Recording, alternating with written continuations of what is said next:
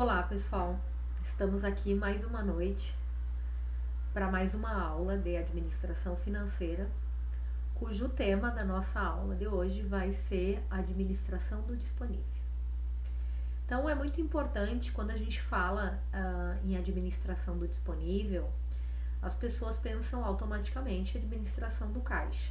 E a primeira coisa que a gente precisa compreender é que nós estamos falando não somente de caixa, né, da conta caixa, mas sim também da conta bancos, conta movimento e também aplicações de liquidez imediata. O que é aplicação de liquidez imediata? São aquelas aplicações que não há prazo nem limite de resgate, né?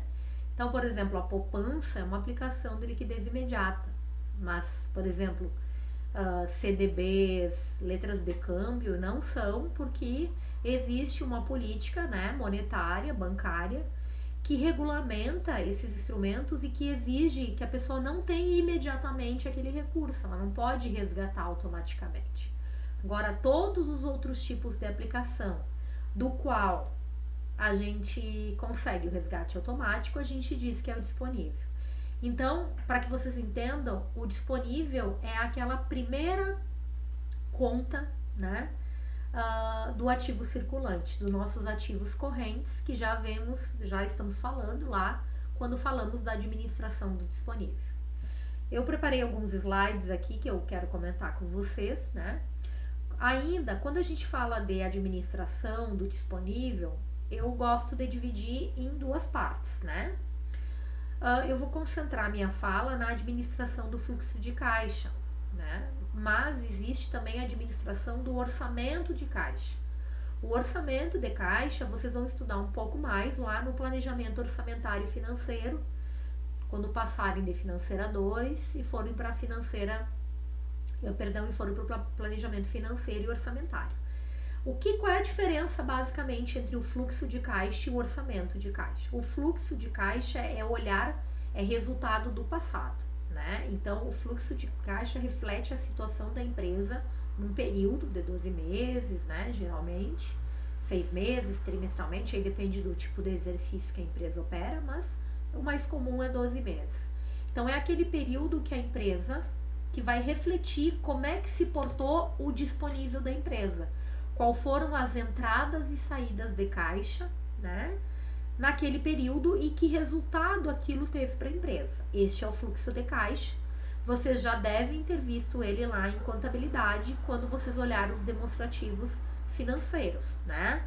Toda a sociedade anônima, ela tem no mínimo alguns de capital aberto, né, que operam na bolsa de valores, elas têm alguns demonstrativos obrigatórios, que são o balanço patrimonial, a DRE, a demonstração do fluxo de caixa, que é essa que eu vou falar na aula de hoje, e a demonstração das mutações do patrimônio líquido, complementados com as notas explicativas, né?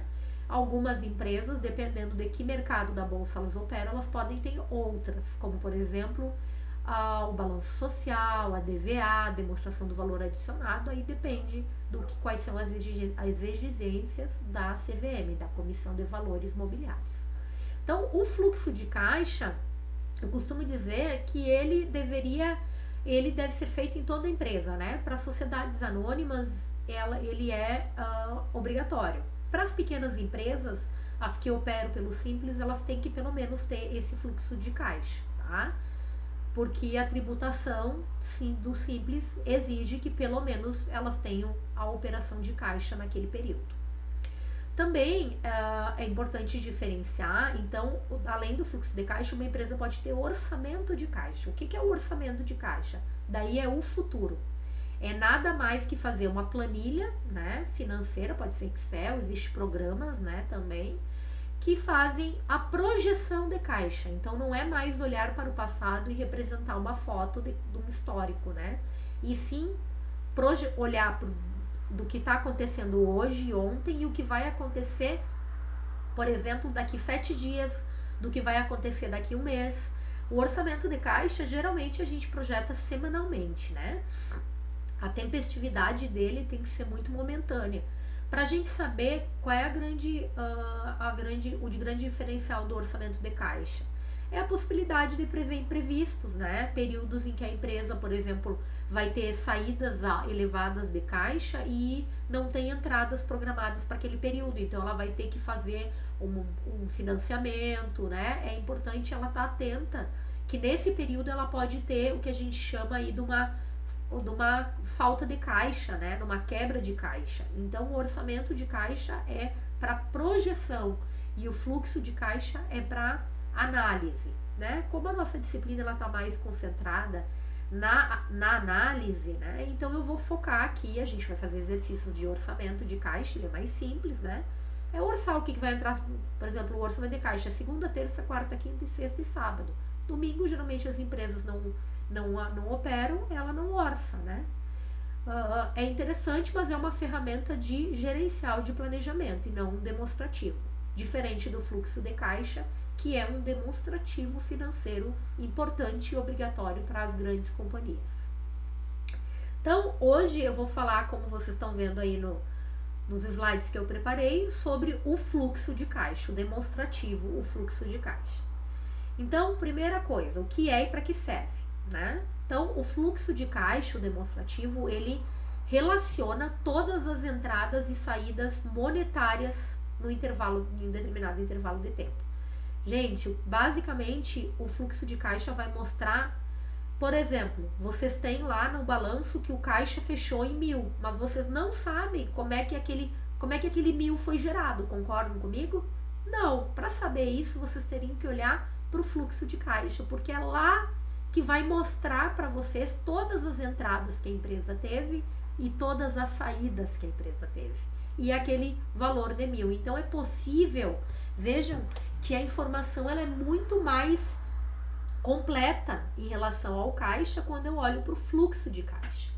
Por quê? Porque o fluxo de caixa, ele nos permite verificar se a empresa teve mais entradas, mais saídas, né?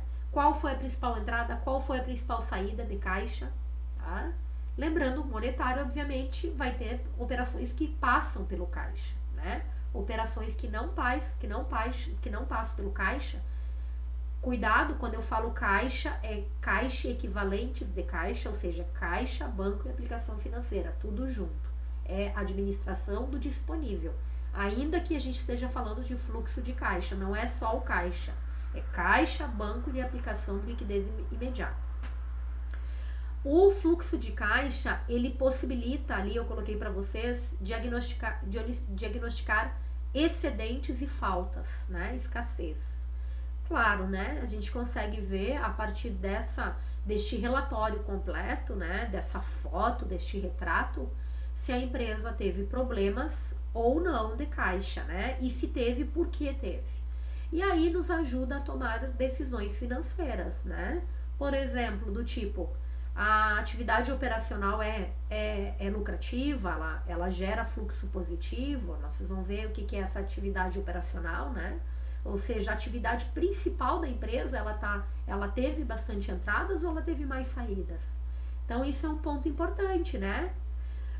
E também permite que a gente olhe um pouquinho melhor a liquidez da organização, porque consegue revelar para nós, obviamente, uma empresa que tem fluxo de caixa com um volume alto vai impactar diretamente na sua liquidez imediata, que nós também já aprendemos o que nada mais é aquela capacidade de pagamento instantânea que a gente diz, né? Imediatamente que a empresa tem. Então, falando um pouquinho do fluxo de caixa, ele está dividido, todo o fluxo de caixa ele está dividido em 3 partes. Que partes são essas? Fluxo das atividades operacionais de caixa.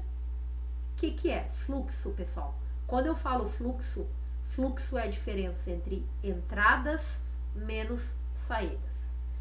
Que entradas são essas? Entradas que envolvem a atividade principal da empresa, né? Em um determinado período. Aqui vão entrar todas as atividades operacionais da empresa, as entradas operacionais e as saídas operacionais. E aí a diferença entre a entrada e a saída é que vai nos permitir dizer se o fluxo foi positivo ou negativo. Além do fluxo das atividades operacionais, eu vou também criar um fluxo das atividades de financiamento. Fluxo das atividades de financiamento. O que é isso, professora?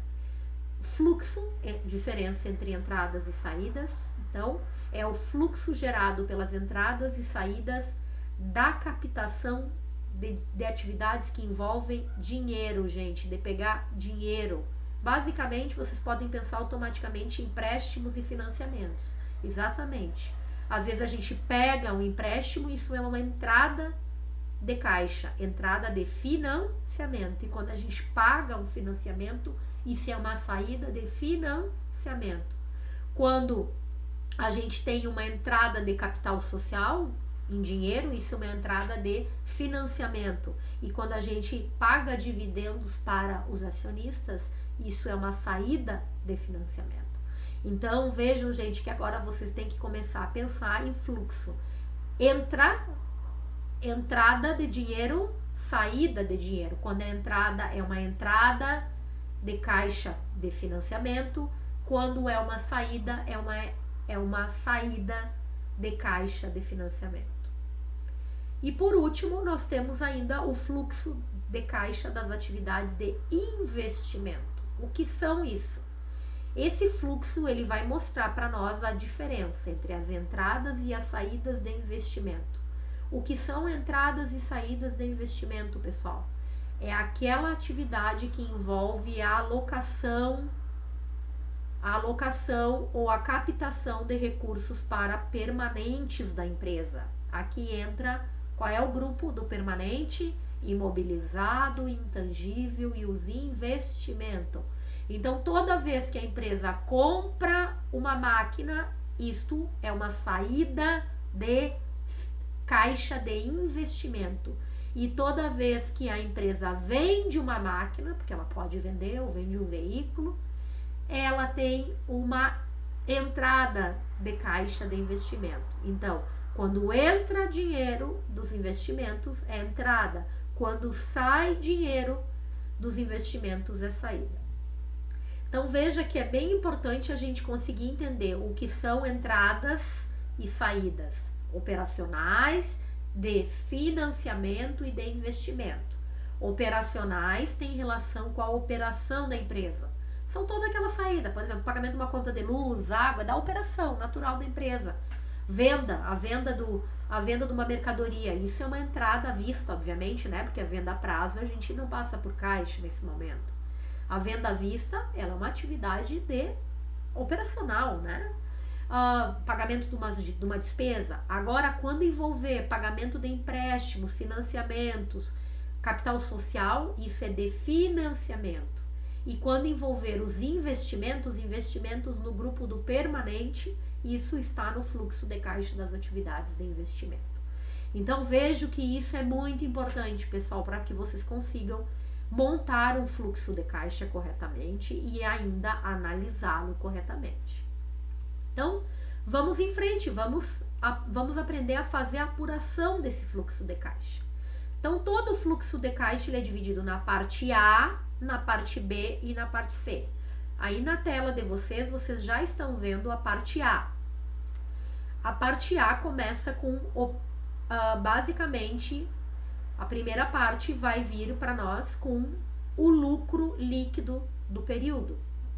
O lucro, as operações que operações que elevam o caixa. Então, a gente começa discutindo, ainda não é o fluxo, né? Mas eu estou imaginando como apurar.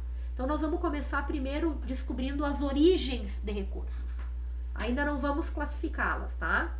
Depois a gente divide em operacional, de financiamento e de investimento. Vamos começar aí, primeiro pensar em origens. Origens são entradas de caixa.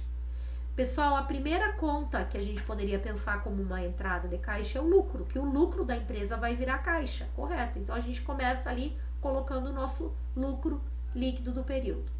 Porém, nem todo lucro vai virar caixa, vocês concordam comigo? Por quê?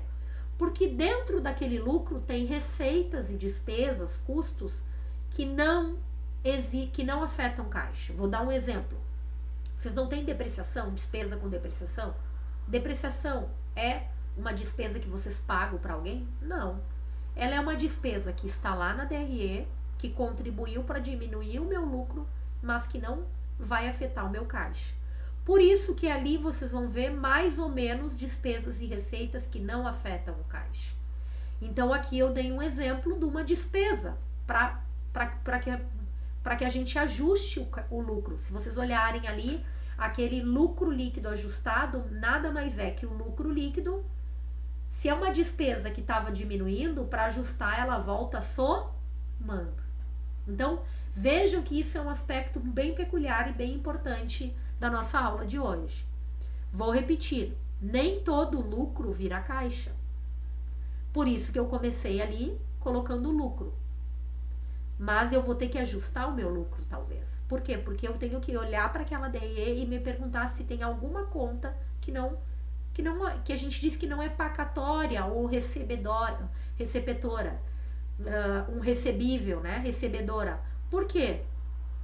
Porque ela simplesmente não vai passar por caixa. Eu dei um exemplo, para que vocês não esqueçam, a despesa de depreciação. Ninguém paga, vocês pagam a despesa, luz, água, telefone, a gente paga para alguém, mas despesa de depreciação a gente não paga para ninguém. Então não envolve caixa, mas ela contribuiu para diminuir o lucro. Então eu tenho que somar para ajustar o lucro. Agora eu vou dar um exemplo de uma conta de receita. Como assim, prof? Tem alguma receita que a empresa vai receber e não passa por caixa? Vou dar um exemplo. Existe uma conta chamada, a contabilidade obriga que a gente ajuste as contas de ativos e passivos. Então imagine que todo final de ano as empresas, especialmente as grandes companhias, pequenas não fazem isso, né? Porque não existe uma obrigatoriedade para as pequenas. Mas as grandes companhias, elas pedem, por exemplo, a CVM obriga que elas ajustem as contas patrimoniais, tanto de ativo quanto de passivo. E nesse ajuste, por exemplo, eu vou dar um exemplo, vocês têm um terreno. E esse terreno sofreu uma valorização, vocês vão ter que ajustar a conta de terreno, aumentando ela. Para isso, vocês vão debitar o terreno, para aumentar ele, e vão creditar o quê? Caixa tá entrando alguma coisa para vocês? Não, porque vocês não estão vendendo o terreno, vocês só estão ajustando. Vocês vão creditar uma receita de avaliação patrimonial. Essa conta, ela é uma receita. Em tese, ela aumentou o lucro, mas na verdade isso não vai virar um realizável para vocês. Então a gente vai ter que ajustar se existir essa conta, tá? Por isso que aqui nesse primeiro slide eu já estou mostrando para vocês que o lucro líquido do período ele deve sempre ser ajustado. Então eu sempre tenho que me perguntar, quando eu estou olhando para montar toda a demonstração do fluxo de caixa, eu tenho que ter o balanço e tenho que ter a DRE. Eu tenho que olhar para essas duas coisas e entender que lá na DRE eu tenho que me perguntar, o lucro líquido no final deu 100, será que aquele é o lucro que vai afetar a caixa? Eu volto e olho as contas que geraram aquele lucro e me pergunto se tem alguma que não passou por caixa ou que não passará por caixa. Isso vai dar o lucro líquido ajustado da operação que está ali em negrito para vocês. Posteriormente a isso, nós temos que outras entradas que a gente tem. Todo o aumento de passivo e aumento de PL é uma entrada de caixa. Claro, né, gente? Aumento de passivos e aumento de PL são entradas. Vamos dar um exemplo de um aumento de um passivo. Aumentou o financiamento. É uma entrada. Veja que eu não estou separando em operacional, de financiamento e de investimento. Eu só estou falando de origens de caixa. Coisas que aumentam o caixa. Depois eu vou falar de coisas que diminuem o caixa. Então, todo o aumento de passivo e de PL, ele é uma entrada de caixa, né? Aumento de patrimônio líquido. Imagine que os sócios botaram mais capital social, em dinheiro, obviamente, que eu estou falando, porque se ele botar em máquina, não afeta a caixa, tá? Redução de ativos. Toda redução de um ativo, não importa ele se é de curto ou longo prazo, ele vai ser uma entrada que possivelmente afeta o fluxo de caixa, aumentando, é uma origem. Vamos pensar como assim, prof, redução de ativos? Vendi uma máquina. Recebimento de um cliente. O cliente, ele só diminui porque tu recebeu. Quando tu recebe do cliente, vai para que conta? Para o disponível. Então, veja, gente, que é esse o raciocínio, esse é a ligação que vocês precisam fazer para entender o fluxo de caixa. Agora eu vou falar da segunda parte eu pensei na parte A, origens, na parte B, agora as aplicações de recurso, as saídas de caixa. Bom, se o lucro é uma entrada, o prejuízo será se uma empresa que tem prejuízo no exercício, eu também vou ter que ajustar esse prejuízo. E preciso entender que o prejuízo afeta o caixa. Claro que sim. Por quê? Porque todo prejuízo terá que ser coberto pelo caixa. Concordam comigo? Então, não dá pra você dizer assim, eu tenho prejuízo, agora não vou pagar a conta da luz. Vai ter que continuar pagando a conta da luz, né? Então, vejam que eu coloquei ali que vocês têm o prejuízo e sempre na mesma lógica. Não é automaticamente o prejuízo eu boto como saída e o lucro eu boto como origem.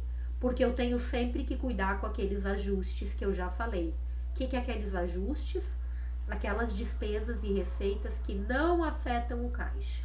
Então, a gente pode ter um prejuízo ajustado das operações. Agora, falando em aplicações, se o aumento de ativos e passivos era uma origem, a redução de passivos e PL são aplicações. Claro, né, gente? Salários, diminuiu o salário. O que significa isso? Vocês têm a conta salários a pagar, ela diminuiu de um ano para o outro. Como é que diminui essa conta? Por pagamento. O salário só diminui se eu pagar. Salários a pagar só vai diminuir se eu pagar os salários. Financiamentos. Tinha 1.000, zerou, significa que eu paguei os 1.000. Concorda? Então, PL, a mesma coisa. Capital social, era 5.000. Zerou o capital social, significa que a pessoa saiu da empresa. Então, eu tive que devolver o capital que ela investiu. Aumento de ativos. São reduções, né, gente, de caixa, claro. Porque se eu aumentar um ativo, vamos pensar um ativo, estoque, significa que eu comprei estoque. Se eu comprei estoque, qual é o efeito no caixa? Redução, porque eu tenho que pagar aquele estoque. Então, gente, é conseguir agora ligar aí os neurônios em entradas e saídas, tá? Eu não gostaria que vocês decorassem isso, né? Tem aluno que diz assim, professora, eu vou decorar, que redução de passivo e PL é saída, aumento de passivo e PL é entrada. Não precisa, gente, eu quero que vocês entendam o que eu tô dizendo. Se vocês não entenderem, por favor, me questionem, que a gente explica com mais exemplos, tá ok? Os exercícios, obviamente, nos ajudam a refletir sobre isso, que após a minha fala, vocês farão esses exercícios, tá? E depois, no nosso encontro seguinte, a gente vai comentar esses exercícios, tá? Bom, aí a gente pode falar do fluxo, né, da variação, a parte A, a parte B e a parte C, da variação líquida de caixa. O que é a variação líquida de caixa? Nada mais é que A menos B, ou seja, origem menos aplicações. Isso vai mostrar para nós a variação, se o caixa variou positivamente, se o caixa variou negativamente ou se ele está em equilíbrio. Por isso que aí nos 3 balõezinhos vocês têm, se A é maior que B, então nós temos folga de caixa. Se A e B são iguais, nós temos equilíbrio de caixa. E se B é maior que A, então nós temos aperto de caixa, né? E aí, esse demonstrativo, ele vai nos permitir refletir qual foi, por exemplo, em caso de folga, qual foi a entrada mais significativa que permitiu a gente ter uma folga. Se foi equilíbrio, como é que a gente chegou nesse equilíbrio? E se for principalmente aperto, onde está o problema? Por que nós tivemos aperto? Por que nós tivemos prejuízo de caixa? Ou seja, a variação de caixa foi negativa. O caixa nunca é negativo. O caixa é 0 ou acima de 0, mas a variação dele pode ser negativa, ok? Então, vejam aqui que eu vou mostrar para vocês 3 situações, 3 exemplos para fazer, tá? O primeiro modelinho para montar esse fluxo de caixa é por balanços sucessivos. Vocês tendo apenas o balanço. Imaginem que vocês têm uma empresa aí na frente de vocês que ela tem, vamos pegar a nossa HP aqui, que ela tem, né, que essa empresa aí, ela tem as seguintes contas. o disponível lá. Vejam que é X7 para X6, né? Tem valores a receber, tem estoque total do circulante, o imobilizado, a depreciação, o total do não circulante, total do ativo, né? O passivo, né? Fornecedores, provisão, empréstimos de longo prazo, capital, reservas, e aí tá o total. Então, vejam que aqui nós temos apenas o balanço, não tem a DRE. É possível fazer o fluxo de caixa? É possível. Como, professora? Então, o primeiro ponto, gente, é que eu tenho que enxergar que qual é a variação de caixa. Se em X6 o caixa era 720 mil e em X7 ele foi para 675 mil, eu já posso dizer que o caixa variou em menos 45, né? Por quê? 675 mil menos 720 mil, eu tenho uma variação negativa de caixa, ou seja, o caixa caiu em 45 mil, né? Porque ele diminuiu de um ano para o outro. Por que que isso aconteceu? Nós vamos descobrir agora, né? Esse é o primeiro passo. Então, o fluxo de caixa, ele começa sendo feito de C, B e A. Então, eu começo de baixo para cima, porque a variação, basta eu fazer um menos o outro, tá? Agora, as entradas, agora a parte A e B. Então, vejam que a parte C, que é a variação, menos 45 mil, ali representado no próximo slide, eu já botei ali, os menos 45 mil entre parênteses. Então, a parte C já está pronta. A parte A eu vou mostrar para vocês. E a parte B eu vou mostrar para vocês como é que a gente chegou. Então, vejam lá. Quais são as origens, professora? Origens de recurso são aquelas variações que aumentam o caixa. Então, ali eu coloquei todas as variações olhando para o balanço. Aumento de fornecedores. Se o fornecedor aumentou, significa... Então, aumento, lembra que aumentos de passivos e DPL, eles são origens. 600 mil reais. Vamos olhar lá de onde é que saiu? Fornecedor. Vamos lá. Ele era 1.200, perdão, e foi para 1.800.000. Não deu 600 mil? Então, variou 600 mil. Aumento de imposto de renda. Outra conta que aumentou. O imposto de renda aumentou 400 mil.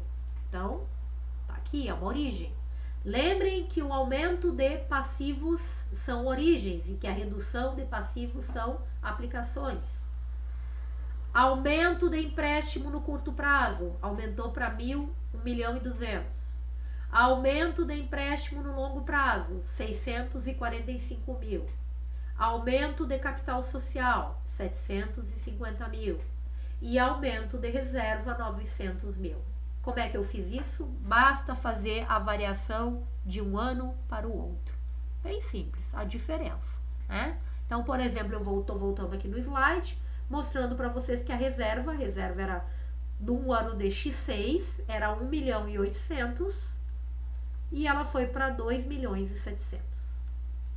Nós não temos um aumento de 900 mil, tá ali. O total das origens, eu somo todas elas e eu descubro que deu 4.495.000. Ok?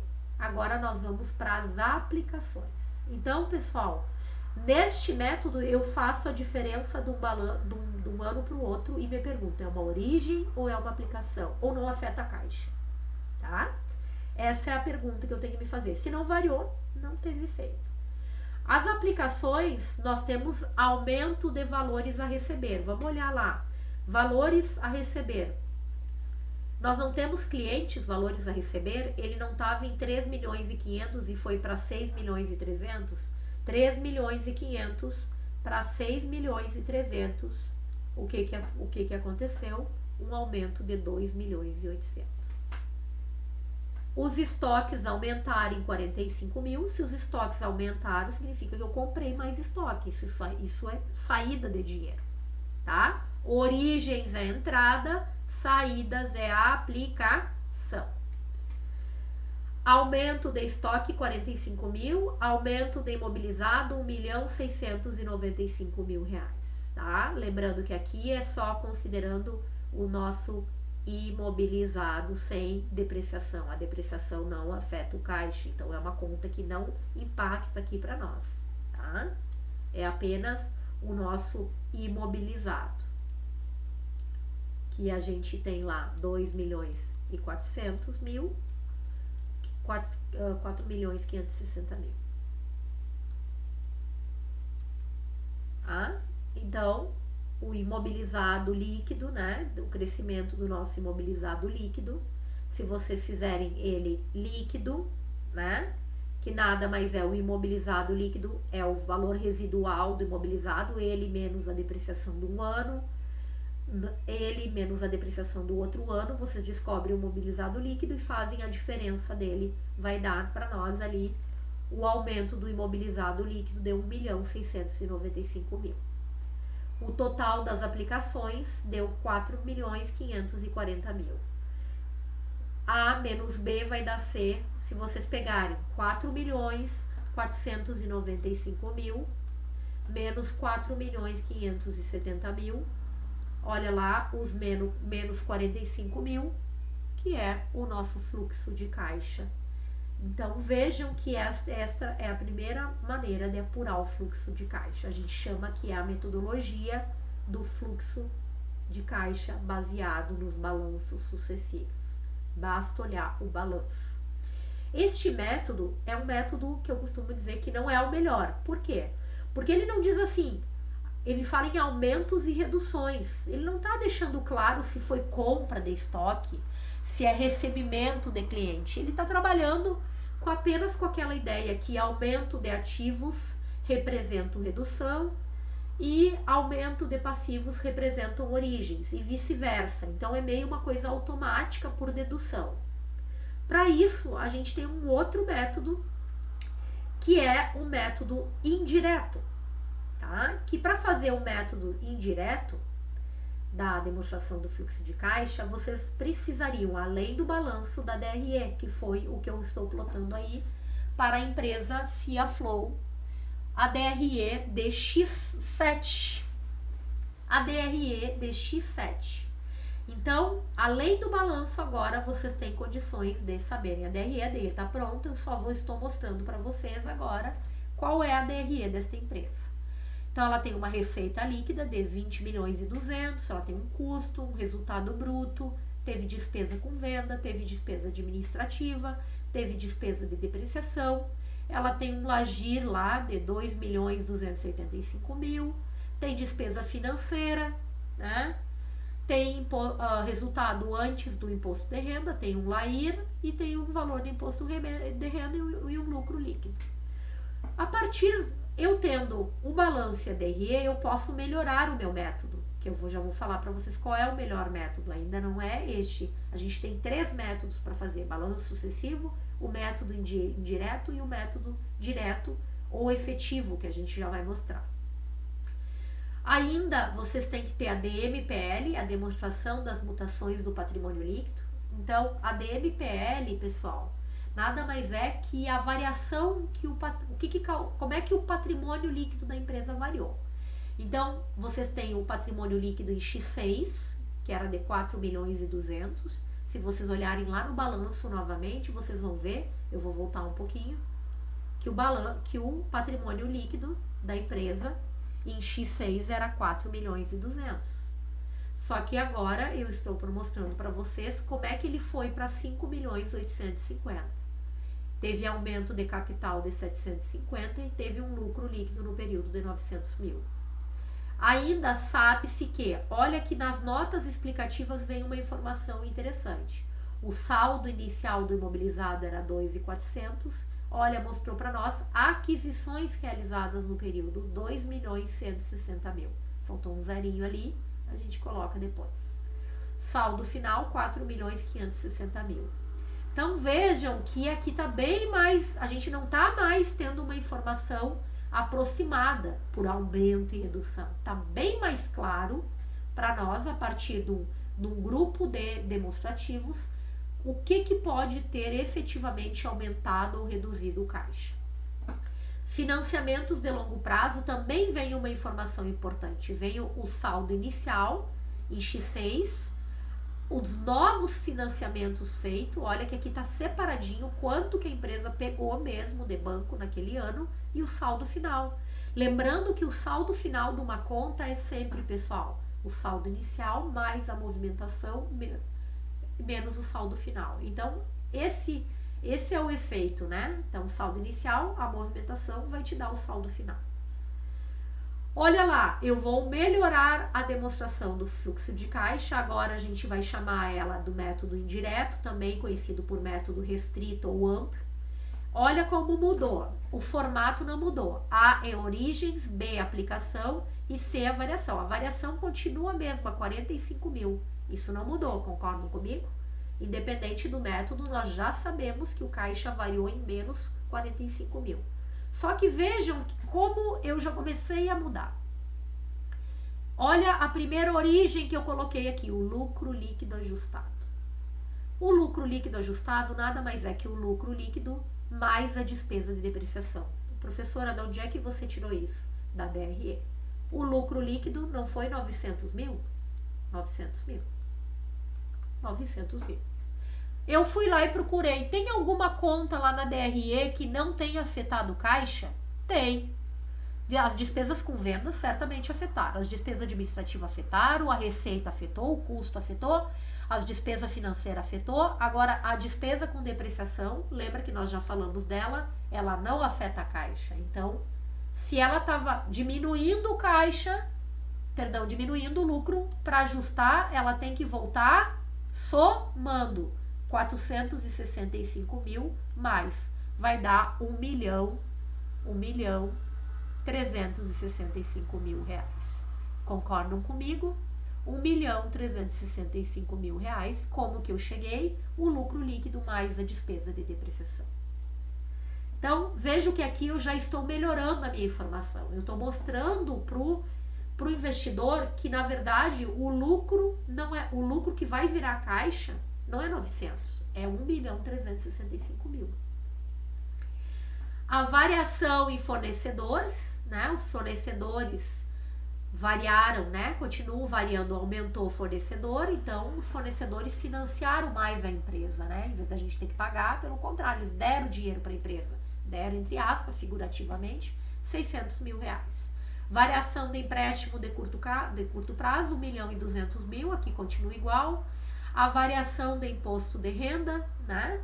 O imposto de renda variou em 400 mil, continuamos com... Vejo que agora eu já melhorei novos financiamentos de longo prazo. De onde é que saiu essa informação? Daqui. Eu não estou mais calculando pela diferença, eu estou mostrando os novos financiamentos. Os novos financiamentos foi 645 mil reais. Aumento de capital social por integralização. Eu não estou mais fazendo diferença ou variação de capital social. Eu sei pela DMPL que houve um aumento de capital social por integralização de 750 mil. Então, os sócios deram em dinheiro esse valor. Vejam que o total das origens não é aquele valor por balanços sucessivos. Está melhorando, está trazendo uma informação mais real para nós, pessoal. Que informação é essa? Está mostrando para nós que o total das origens é 4.960.000. Eu estou melhorando a informação. A mesma coisa eu vou fazer para as aplicações. Aumento dos valores a receber, continua a mesma coisa, eu não recebi nenhuma informação a mais. Foi 2.800.000. Aumento dos estoques, 45 mil. Compra de novos imobilizados. Eu já busquei essa informação porque, novamente, foi me dada essa informação. Eu não estou mais trabalhando com variação do imobilizado, e sim com aquilo que foi comprado, 2.160.000. Total das aplicações, 5.005.000. Origens menos aplicações me deu os 45 mil. 4.960.000 menos 5.500.000, eu tenho os menos 45 que nós estamos trabalhando. Bom, então vejam que no primeiro modelo eu falei apenas do balanço. No segundo eu já misturei balanço, DRE e DFC. E agora eu vou apresentar para vocês o modelo que é o modelo ideal, que é o modelo direto, que vai dizer entrada por recebimento de clientes, pagamento de despesas. Vai ficar bem mais claro para quem está lendo. Imagine alguém que não entende variação do empréstimo. É melhor entender variação do empréstimo ou novos empréstimos? É bem mais claro, fica bem melhor a gente saber novos empréstimos. Concordam? Então, o primeiro método, a gente diz que ele é rápido, mas ele não traz muita informação. Ele é pouco gerencial, mas ele pode ser feito. Aí depende da escolha de vocês, né? Fecharia. Né? Tem empresa que opta pelo aquele, publica aquele e deu. Tem empresa que não, que o usuário quer uma informação muito melhor. A gente sabe que a informação ela é muito valiosa. Então, ele não aceita aquele método sucessivo. Ele quer pelo menos um indireto, que é um melhorzinho, vamos dizer assim, do meio. Tá? Que é aquele que mistura um pouco aumento, variação, com informações mais, vamos dizer assim, completas. E agora eu vou apresentar para vocês o modelo do método que a gente diz direto ou efetivo, tá? Que basicamente a gente vai ter que fazer um papel de trabalho para conseguir montar ele. A gente vai precisar apurar qual foi as receitas recebidas, qual foi o total de fornecedor pago, qual foi o total de despesas pagas. Então eu começo fazendo perguntas para vocês. Primeiro, qual foi o total de receita recebida pela empresa? É isso que o investidor quer saber. Ele não quer saber variação de cliente. Ele quer saber quanto que foi recebido de cliente naquele ano. A gente sempre está fazendo o fluxo de caixa referente ao último ano. Só que, obviamente, a gente precisa ter 2 anos para poder comparar. Então, olha lá como é que a gente vai chegar. A gente vai chegar puxando. Receita de vendas do período. De onde é que eu tirei? Receita de vendas do período de X7 está lá na DRE. 20 milhões e 200. Prof, vamos lá. Vamos procurar. É uma pena a gente ter que ficar voltando, mas é isso. 20 milhões e 200 saiu lá da DRE. 20 milhões e 200. Prof, então, deixa eu ver. 20 milhões e 200 era o que a empresa vendeu. Concordo? Em X7. Só que ela não tinha valores para receber de X6? Tinha. Quanto? 3 milhões e 500 mil. 3 milhões e 500 mil reais. De onde é que eu tirei? Dos valores a receber de X6, lá do balanço patrimonial. Mas ela não recebeu uma parte porque ficou para receber em X6, concordam comigo? Então, o total recebido nada mais é, gente, que o que eu vendi no ano, mais o que eu tinha para receber, menos o que eu não recebi. Concordam comigo? Vou repetir. A receita que uma empresa recebe é aquilo que ela vendeu, mais o que ela tinha para receber, menos aquilo que ela não recebeu. Essa diferença vai dar o recebido. Então, na verdade, o que ela recebeu em X6 foi 17 milhões e 400 mil reais. O mesmo raciocínio que você tem que fazer, agora eu vou perguntar para vocês, o total, todos os fornecedores foram pagos, qual foi o custo total pago que a gente pagou? Então, como é que a gente apura isso? A gente pega o saldo inicial dos fornecedores, em X6, os fornecedores de X6, em tese, eu pago em X7, eu teria que ter pago, concorda? Então tá ali. Mais o aumento de novos estoques, porque novos estoques significa que eu fiz compras também em X7. Mais o custo, os custos que eu tive para produzir aquele estoque, então tá ali os 12 milhões, menos o que eu não paguei, que eu vou deixar para pagar em X8, 1 milhão e 800 mil.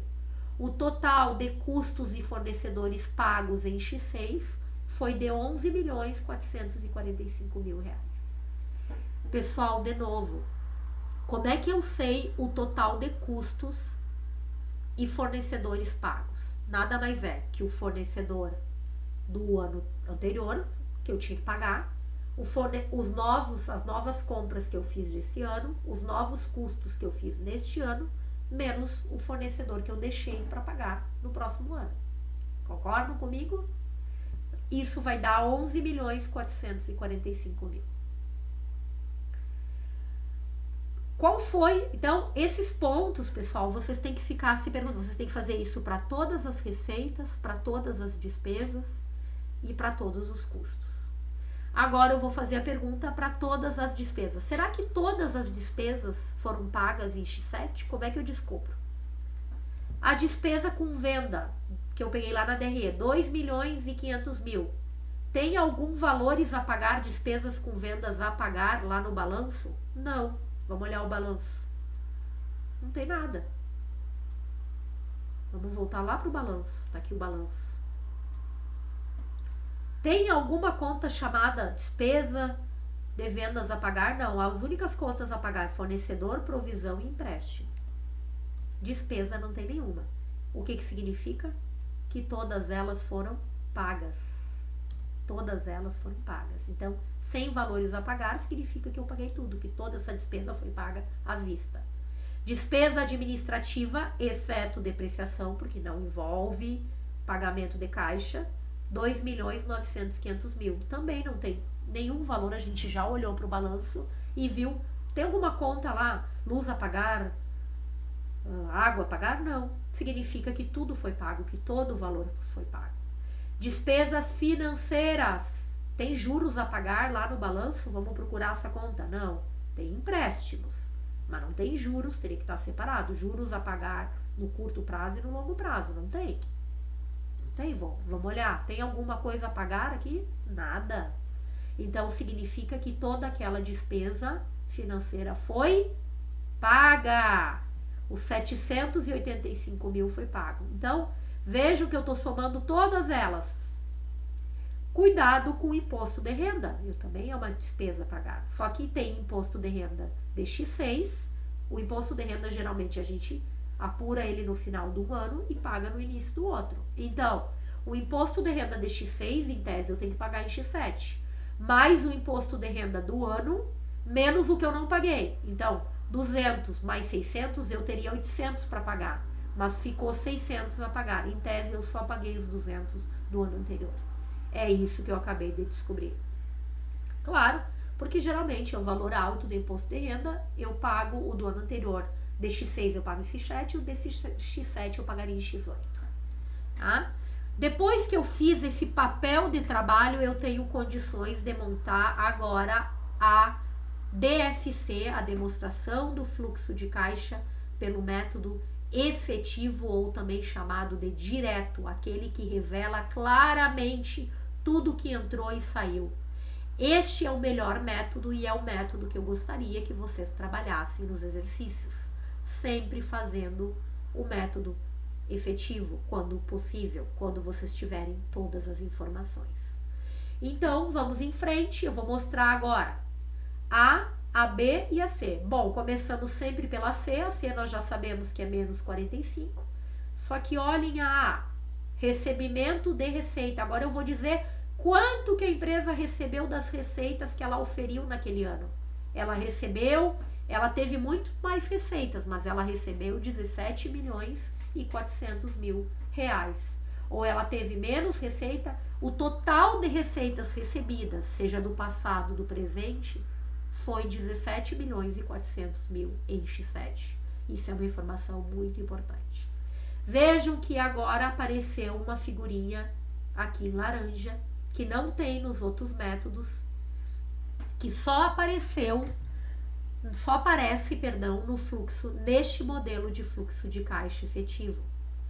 Pessoal, vocês terão que separar as entradas agora, as origens operacionais das de investimentos, das de financiamento. Por isso que para isso a gente vai apurar o fluxo de caixa proveniente das operações.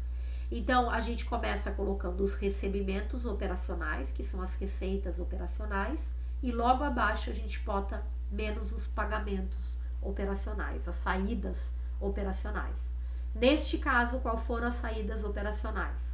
pagamento dos fornecedores, quanto que a gente pagou? 11.445.000, entre parênteses para mostrar que é uma saída. Pagamento de despesas operacionais e financeiras, também faz parte da operação da empresa, então foi num total de 6.235.000, eu somei todas as despesas pagas. E pagamento de imposto, nós já sabemos que o total pago de imposto de renda foi de R$200.000. Os recebimentos menos os pagamentos vai me dar o fluxo das atividades operacionais, que obrigatoriamente tem que aparecer, deve aparecer no fluxo efetivo. Vocês sempre que estiverem fazendo o fluxo, a demonstração do fluxo de caixa pelo método efetivo, vocês devem demonstrar qual foi o fluxo das atividades operacionais. Neste caso, nessa empresa, o fluxo foi negativo, claro. Ela teve mais pagamentos do que recebimentos. E veja como a informação já melhorou, para que a gente consiga mostrar para o investidor que a operação ela não se saiu tão bem. Nós tivemos aí uma atividade operacional baixa na empresa, porque ela teve, em relação às receitas, foram inferiores em relação às despesas. E isso já é um indicativo interessante para o administrador financeiro melhorar, né? Abaixo, depois de apurado o fluxo das atividades operacionais, que foi o que a gente fez agora, a gente bota as outras origens de financiamento que essa empresa teve. Qual foram? Novos empréstimos bancários no curto prazo, 1.200.000. Novos empréstimos bancários no longo prazo, 645.000. E aumento de capital social por integralização, 750.000. Nós não tivemos origens de investimento, a empresa não vendeu máquinas, pelo contrário, a empresa adquiriu máquinas, por isso que nós botamos a aquisição de novos imobilizados, e essa foi a única aplicação que, exceto as operacionais que já foram apuradas lá em cima, porque neste caso, neste modelo, as saídas operacionais, elas saem da área B e devem ficar juntas na área A para apurar o fluxo de caixa da atividade operacional. Vou repetir, gente, isso é uma exceção. Somente neste modelinho é que vocês vão pegar os recebimentos, descontar dos pagamentos e vão ter o fluxo da atividade operacional. Lembrem-se que nos exemplos anteriores, eles estavam na aplicação. Neste modelinho, ele foi para cima. A única aplicação que a empresa teve na categoria B foi uma aplicação de investimento de 2.160.000 referente à aquisição de novo imobilizado. Esta informação está lá nas nossas notas explicativas. Então vejam que a metodologia mudou e está muito melhor. Qualquer leigo vai entender esse fluxo de caixa. Bem diferente dos outros dois modelos. Aqueles ajustes, as pessoas podem... Vejam que aqui não tem que ajustar nada. A gente não trabalha com lucro, a gente não ajusta lucro. A gente trabalha com aquilo que foi efetivamente recebido e aquilo que foi efetivamente pago. E se vocês somarem o fluxo das atividades operacionais, que é menos 48.000. Então, o total das origens foi 2.115.000, que é o total. 2.115.000, menos 2.160.000, que é o total das aplicações, já considerando o fluxo das atividades operacionais, obviamente. Somei tudo que é positivo, descontei de tudo que é negativo, não deu os menos 45.000, o meu fluxo de caixa fechou perfeitamente. Qual é o melhor modelo? Este modelo é muito mais claro. Dá mais trabalho, dá mais trabalho. Por quê? Porque tem que fazer todo aquele papel de trabalho, este papel de trabalho aqui, de olhar levantar todas as receitas recebidas, todos os custos, fornecedores, despesas, impostos pagos, né? E ainda atentar para aqueles aumentos, né? Oriundos de aumento de PL, aumento de imobilizado, redução de imobilizado, novos financiamentos, né? Então vejam que a gente tem que olhar todos os demonstrativos para poder fazer um acompanhamento do método efetivo. Este é o método recomendado, este é o modelo que as companhias abertas que estão operando na bolsa operam. Por quê? Porque desta maneira eu consigo ver claramente se o fluxo da atividade da operacional foi positivo ou negativo, se a empresa foi bem operacionalmente. Eu consigo ver se ela teve entradas de financiamento ou investimento e se ela teve aplicações de financiamento ou investimento. Tá? E aí eu consigo, depois de preparado este modelo, eu conseguiria fazer uma análise. Qual análise vocês fariam depois de pronto esse modelo?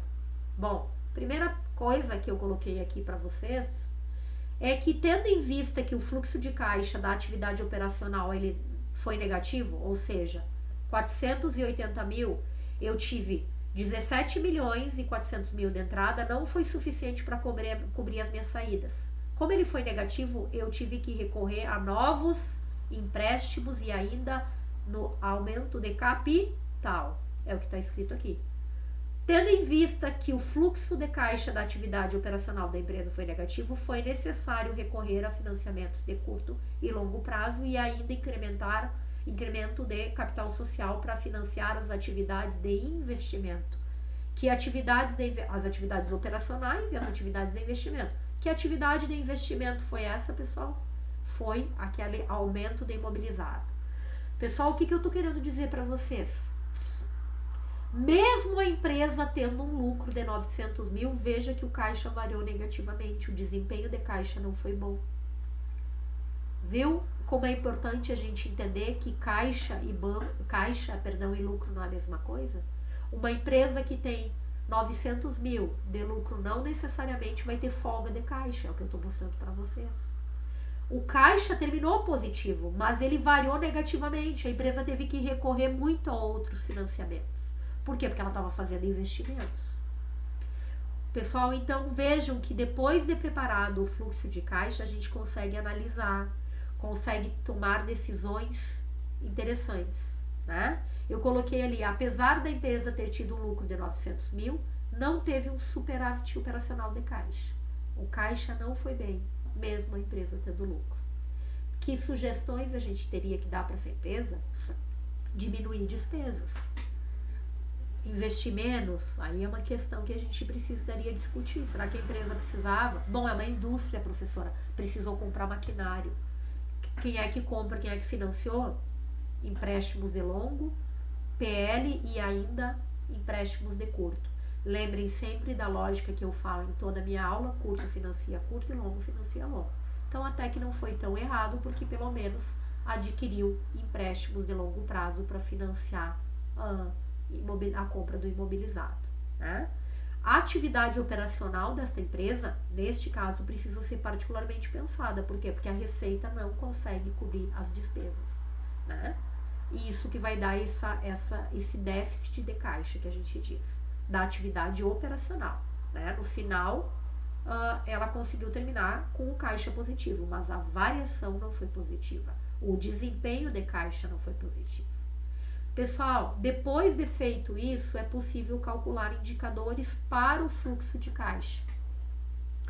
A gente tem aí 7 indicadores, que eu vou falar cada um para vocês. Então, se você já recebe o fluxo de caixa pronto, basta aplicar os indicadores.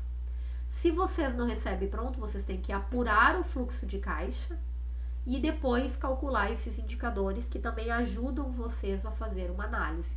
Veja que a análise anterior eu não fiz cálculo nenhum, eu só montei e a partir do olhar dos números eu fiz uma análise. Vocês poderiam calcular a cobertura de dívidas, que nada mais é o fluxo das atividades operacionais dividido pelo passivo total.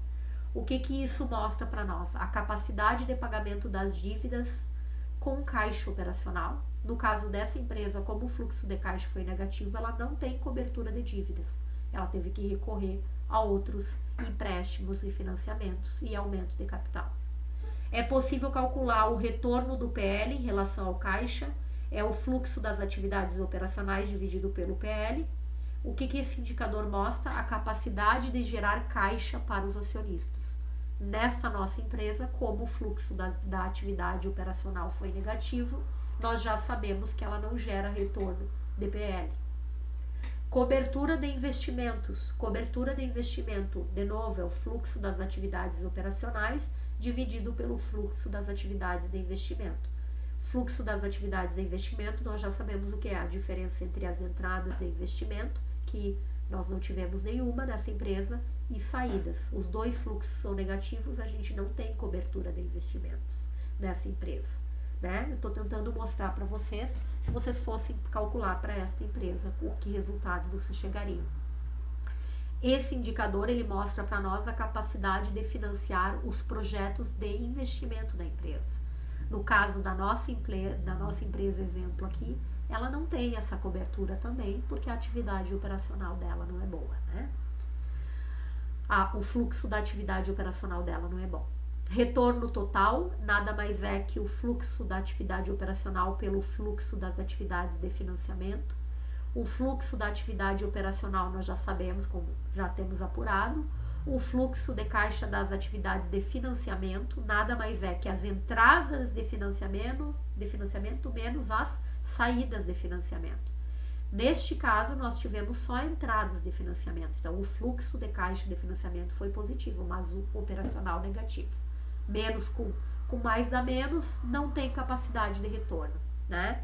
A atividade operacional, ela não consegue financiar, tanto que ela não conseguiu financiar, que a gente teve que recorrer novamente, repetindo, a novos empréstimos, tanto no curto quanto no longo, e também a aumento de capital social.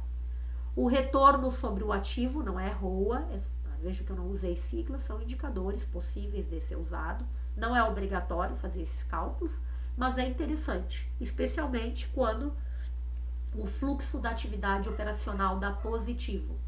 Se o fluxo da atividade operacional der negativo, então não é muito interessante, tá, pessoal? Que é o caso aqui, por isso que eu não fiz os cálculos aqui para vocês, só comentando, né? Porque daria tudo negativo, não tem cobertura, não tem retorno, né? Porque essa empresa operacionalmente ela não foi bem, né? E por fim, o fluxo sobre o lucro, que mostra nada mais é que o fluxo das atividades operacionais dividido pelo lucro, e nada mais revela para nós que a parcela do lucro que virou caixa, que foi realizada financeiramente.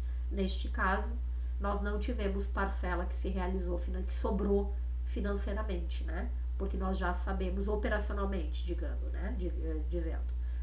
Nós não temos nenhuma parcela operacional que sobrou para distribuir como lucro, porque faltou, né? Nós já sabemos disso. Tá? Então, seria basicamente isso, né? Para nossa aula de hoje. Obrigada, né? Eu agradeço a disponibilidade de vocês em me ouvir, espero não tê-los cansado, espero que vocês tenham compreendido e acompanhado a explicação sobre fluxo de caixa, tá? Agora nós vamos trabalhar, agora a ideia então é que vocês trabalhem exercícios, tá? Imprimam esses slides, olhem a aula 1, 2 vezes e no nosso próximo encontro a gente continua discutindo essa lista. Tá bom? Vejo vocês logo, logo. Tchau, tchau.